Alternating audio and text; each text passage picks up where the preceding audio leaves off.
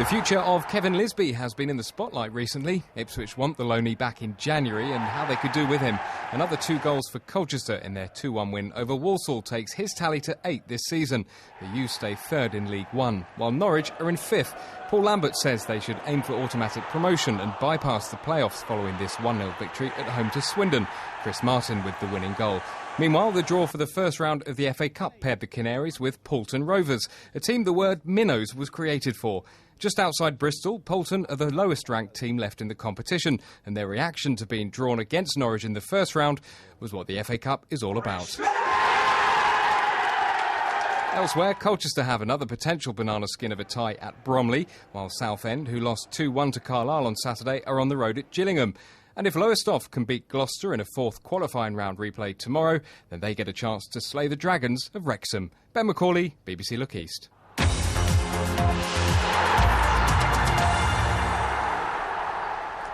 A word now about a film that's on our sister programme Inside Out later tonight. It features Trevor Mills from Norfolk, who suffers from Parkinson's disease. Over the last year, Inside Out has been following Mr Mills getting ready for brain surgery. The surgery is called deep brain stimulation. He's had the surgery and Trevor is with us now. You were told that this might help you or might kill you. So how did you make that decision? Quite an easy decision to make, really, because I've got 2 children. I wanted them to see a new dad. My life was just deteriorating physically, so it was an easy decision to make. I think we've got some pictures of what you were like and how you were suffering before the operation. You were diagnosed very young, weren't you? Yeah, 37, 38 when I was diagnosed, and people just assume that it's an old person's illness, so get a lot of negativity. And that's your daily dose of tablets in that box that we're seeing there as well, is it? That is probably only half a day. Yeah. So you've had the surgery. What was the first time that you noticed that there was any change in you? What you'll do is you'll see on the film tonight, when the operation's done, you wait a month, then they turn you on in case there's an infection. When I was switched on, I expected it to be a success straight away, which it wasn't, and I was really disappointed. I go down to the quadrangle in the hospital where my mum's waiting. I'd tell her, I'm sorry mum, it ain't worked. Then all of a sudden it's like a light is switched on and I'll start sprinting around a quadrangle. Let's see that picture again, because they ran it a bit early. Can we see it again now, because we've seen you running around. And that's how you look. Chariots of fire. Explain how it actually works, because you've got a kind of battery in your chest, haven't you? I've got a battery implanted in my chest, which a wire goes up into my brain, and there's electrodes that are all connected to my receivers in my head, and it's set at a voltage, sends pulses to my brain, which helps the control of my muscles a lot better. It's not a cure, is it? No, definitely not. It's a control. Right. And how long will it last? This battery lasts 7 years, then they're going to have to open me up and put another one in.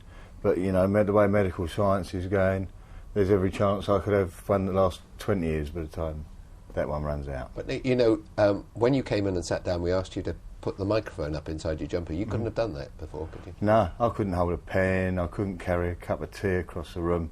I'd never have made it as a soup waiter. Well, it's lovely to see you, and thank you so much for coming in. The first part of that report is tonight on Inside Out, and Inside Out is tonight on BBC One at 7:30. Now, last night we had an evening with Stuart White. And with Susie Fowler. Well, no, I had a very small cameo. But it was a great evening with lots and lots of performers. Stars, yes. And we raised lots of money, which is the main thing. So everything from rock to opera we had jazz to comedy and classical music to poetry. A good old-fashioned variety show. Sunday night at the Cambridge Arts Theatre. Will you please welcome Juliet the Sun. So you can have it all. Don't let me down. The City of London Quartet.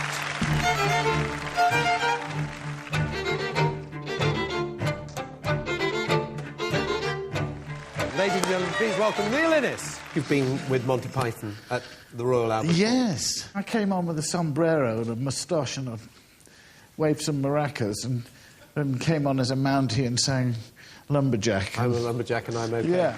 People come and people go. will you please welcome Jackie Dankworth? They take and they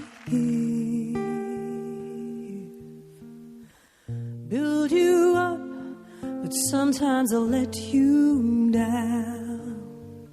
That's just the way it is. Those who follow diets know that KFC's invalid. The rabbit food he had to eat just left him looking pallid. Love can do some awful things, but few as bad as salad.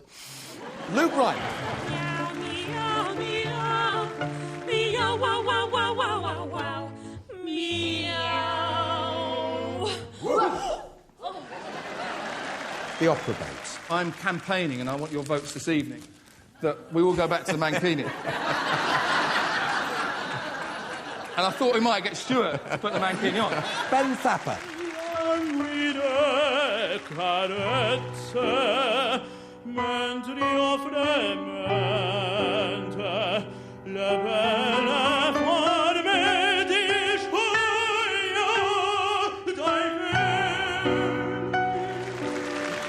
And the urban spaceman Raven, I'm making out. I'm all about. Take it away, Charlotte.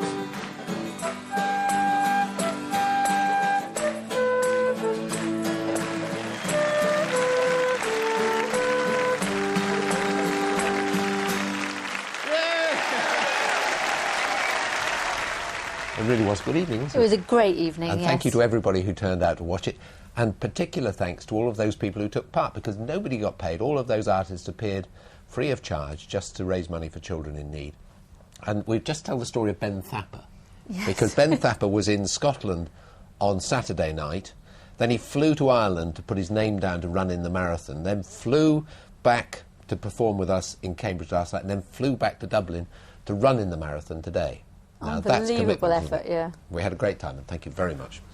Good, let's have a look at the weather. So when does the record of Urban Spaceman come out then? Phil, I think I can get you a copy if you like. Interested. Weather-wise for today, rather cloudy skies. We've seen an area of cloud moving in from the northwest across the region, another one moving in from the southwest, but generally it's been fine and dry through today. Unfortunately for tonight, though, it does look as though the clouds are going to gather. We might even end up with a little bit of rain before the night goes out. Some clear spells early in the night, but I think you can see behind me outbreaks of rain just staging into the west of the region. It's going to be very light and patchy. It's not going to amount to very much, but it will bring rather misty conditions as we go through the night as well, so rather a grey end to the night, no two ways about it. The good news, though, is that with this blanket of cloud coming up from the south, it will be very mild indeed. Temperatures perhaps dipping down to lows of 8 degrees Celsius early in the night in any clear spells, recovering back to 10, 11 degrees for many places by the time we get through to the dawn period. And the northwesterly wind, which has been with us through today, turning round to the south or southeast as we head through towards the dawn period. For tomorrow, well, we've got this little warm front just pushing through the region as we go through the day. More fronts trying to get in from the west, but thankfully staying well away.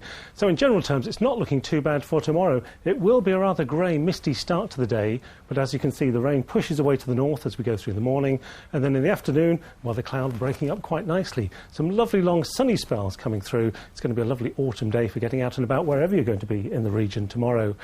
And with the winds blowing in from the south tomorrow, a very gentle breeze for the most part, just a little bit more noticeable on the coast once again. It is once again going to be mild. Temperatures of 15 or 16 degrees will be about a degree or two warmer than we saw through today, so not too bad at all considering the time of year. If we look further through into the week, well, on Wednesday, low pressure well away to the west. We've got a very weak front just pushing through on Wednesday morning, but I don't think that'll bring anything more than a few showers. Once again, the wind's blowing in from the south. For Thursday, it's going to be a case of these fronts getting a little bit closer, but you can see again for eastern areas, fine and dry. And more of the same for Friday. Some quite active fronts well away to the west, but we should stay dry and quite sunny all the way through. So let's take a look at the week in a little more detail. If we look forward to Wednesday, perhaps one or two showers around in the morning, but I think with that clearing away and the sunshine coming back again, temperatures up to 18 degrees on Wednesday afternoon, and more of the same on Thursday. Plenty of sunshine around, and I think highs of 18 Celsius, 64 degrees Celsius. Perhaps a touch fresher as we head through into the weekend, but still fine and sunny, no problems at all there. And that's reflected again in the overnight temperatures, dipping down perhaps to 9 degrees Celsius as we go through Tuesday night, and then back into double figures. So no signs of any frost. I can't see too many people complaining. Thank you very much. Just time for the main headlines now, and a coroner has said that a lack of skill was to blame for the deaths of 3 airmen because an RAF helicopter pilot was not trained to fly at low level. Plus, police in Kenya have told Look East that a couple from Essex were murdered in their own holiday home in Mombasa. We'll just say a big thank you as well to Charlotte Davies, who came and played the flute for us. She's only 12 years old and she was terrific in the urban space, she was wasn't she? Brilliant, Charlotte. That's all from us. Good night. Goodbye.